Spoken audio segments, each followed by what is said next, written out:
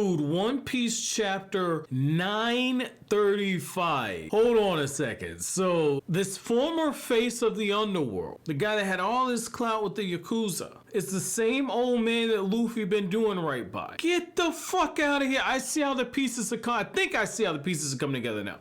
So, Luffy springs himself and the old man out of there, and the old man pays back the gratitude by, once Luffy gets him out of there and finds out what's going on, this dude's probably still gonna have some pull. He's probably still gonna have some pull. His name is still gonna ring bells out there, because like once people hear his name dropped all throughout that prison, they're like, oh shit, that's really him? Like that right there lets you know that like this dude still got some pull. Like the same way that like you look at Gen Z, right? Like, so I'm a millennial, so for me, Kobe Bryant was my Michael Jordan, okay? God bless the dead. But Kobe Bryant was my Michael Jordan. Now, I knew Jordan when Jordan came back and he played for the Wizards. And I vaguely remember Jordan when, you know, Kobe bust his ass when he came off the bench playing for the Lakers, and Kobe bust Jordan's ass in that game. Like, I remember Jordan on the back end, but Jordan's more of like a distant memory for me. And so for some of those prisoners, that old man that Luffy saved is like a distant memory. But for some of them, they're like, man, who the fuck?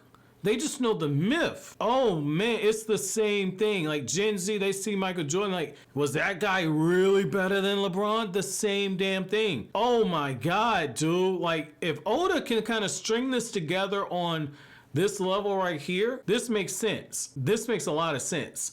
The way that he's getting the pieces to slap together like this could be something that works. And it makes sense that Luffy, doing the one thing he shouldn't have done, which is get his ass caught, actually ends up coming through clutch for Law's plan. Because they're like, oh, we're going to hand out all these complicated cards and signals, and you're going to have a tattoo on your left butt cheek next to the mole on your right butt cheek, and all this complicated shit that Kanemon came up with. Sometimes you just got to let life happen and see where it goes.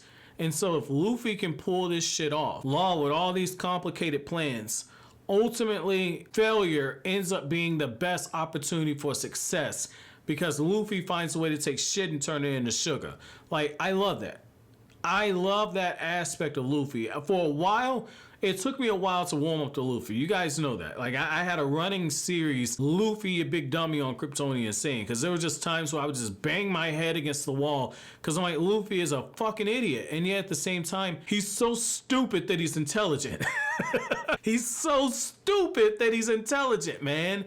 And he's just got blind luck like a motherfucker. Like I'm good with this, man. So kind of moving gears a little bit. Like I like how, you know, Raizo is like, oh shit, I need to get out of here. I got the keys. Luffy, don't do anything stupid. And then you find out Luffy is basically being told to pledge his allegiance to Kaido, and you know how that shit goes. Luffy's like, only one of us gonna be king of the pirates, and damn sure ain't gonna be that motherfucker. Like, I'm waiting for Luffy to say that. But I like how, like, when earlier on in the chapter, you get all this breakdown of, like, you know, if you do this, this happens. If you do this, you lose both arms. But lo and behold, if you strike a jailer, you are gonna be killed. And this motherfucker, Luffy right here, the balls of this dude. I'm like, man, Luffy going hard as fuck when it comes to making the opportunity for getting the dumplings and everything. I'm thinking, okay, well, maybe Luffy's just trying to recover his strength and then he's just gonna bust out. Now, Luffy said, I'm training, bitch.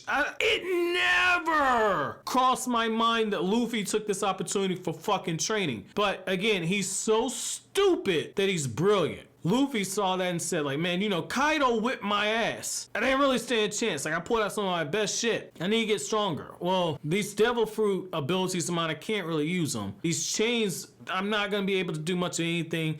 You know, it's hard to move, but motherfucker, I'm going to get stronger and stronger to where I'm just as strong as I was without the devil fruit as I would have been if I used the devil fruit. So now once you start putting in all that and Luffy goes into gear 2 and gear 3 and gear 4, it's just like, oh shit, this dude is pretty fucking strong. Like, Luffy basically had a miniature training arc. And just to see that, that's again, he's so stupid that he's intelligent. And to see the level of damage that he's doing, and he's huffing and puffing, and he's taking attacks, and it's like, if only I could have used Haki. It's like, dude, you survived an attack that should have killed you. Luffy is getting freakishly strong. Maybe these guys are just freakishly weak, but I don't think so. Again, they're serving Kaido. I know not everybody that serves Kaido is going to be abnormally strong. I'm not expecting that, but I mean, he's got a smile fruit. So he's got one of those artificial devil fruits that Kaido had created, which means he's stronger than your average devil fruit user. So, I mean, Luffy, to pull some shit like this, like, this is impressive. This is impressive. Like, you know, you see so often how, like in Shonen, like the main character just shows up. It's like, oh yeah, I did 1,000 push-ups using my pinky. Therefore, I can now destroy an entire planet. You're so used to getting little ass pull explanations like that, and you just kind of run with it. But with Luffy, if Luffy pulls out and has a gear fucking 5, we can point back to this moment right here and say, that's what did it. That's what did it. He got stronger during this time right here, and Luffy figured something out about himself here. And that's the thing. Like, so to use another Metal Gear Solid reference, I don't know, maybe it's because I'm playing the games over, but with Metal Gear Solid, you know, you have this moment where Solid Snake is trapped and he's being torture interrogated, right? Like Liquid Snake has him and everything, and Revolver Ocelot is just doing all this interrogation tactics on him. And one of the things that the colonel tells him is like, hey, you know, you need to try and keep your strength up. You need to do something to take your mind off everything.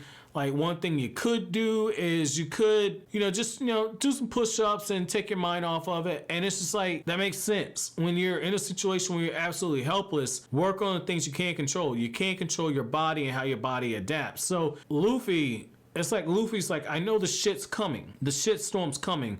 The least I can do is just take a negative situation and make the most out of it. Like, that was really fucking impressive right there. That was really fucking impressive. Now, when it comes to my girl Nami, I'm gonna end the chapter review off by talking about best girl in the fucking series. Like, Nami was like, man, you know, I really need to start charging money. That's my bitch right there.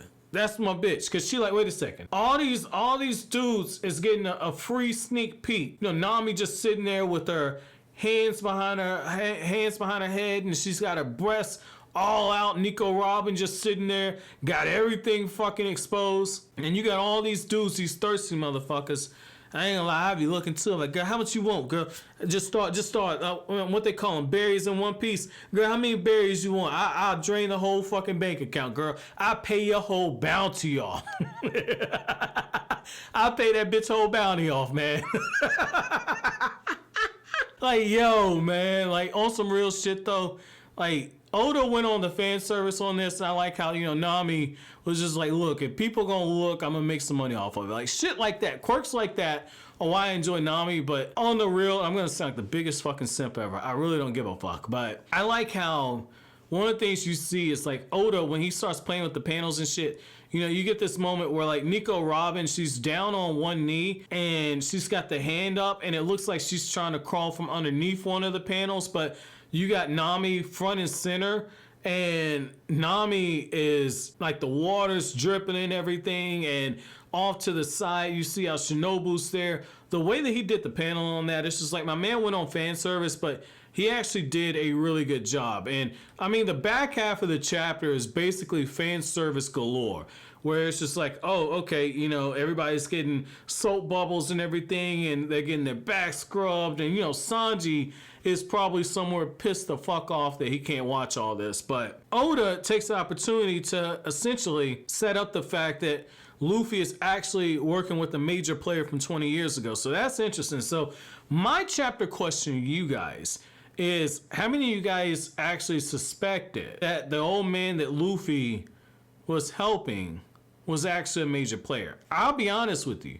I didn't see that shit come. I spent all this fucking time talking about Komurasaki and his Zoro from fucking Wano and all that shit. Is Big Mom really fucking brain dead in terms of the fact that, you know, she doesn't have her memories? Is that really what's going on? Oda said, you pay attention to all this shit that I want you to pay attention to. This old motherfucker that Luffy was helping. Jesus Christ, man. So that's what I mean. You guys tell me, like, I don't need to overthink, but I do need to overthink.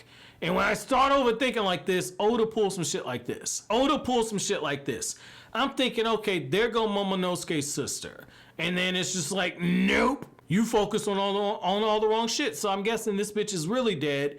And Luffy is with one of the key cogs. What's one of the things that Nico Robin says in this chapter? Like, we're never gonna get the shinobi that we need. Not shinobi, the samurai that we need at this pace. Luffy just got the fucking floodgates open. Let me know what you guys think down in the comment section below. But as always, guys, if you like anything I had to say, don't forget to comment, rate, subscribe, and share. Thank you so much for watching all the way to the end. Have an awesome day, guys.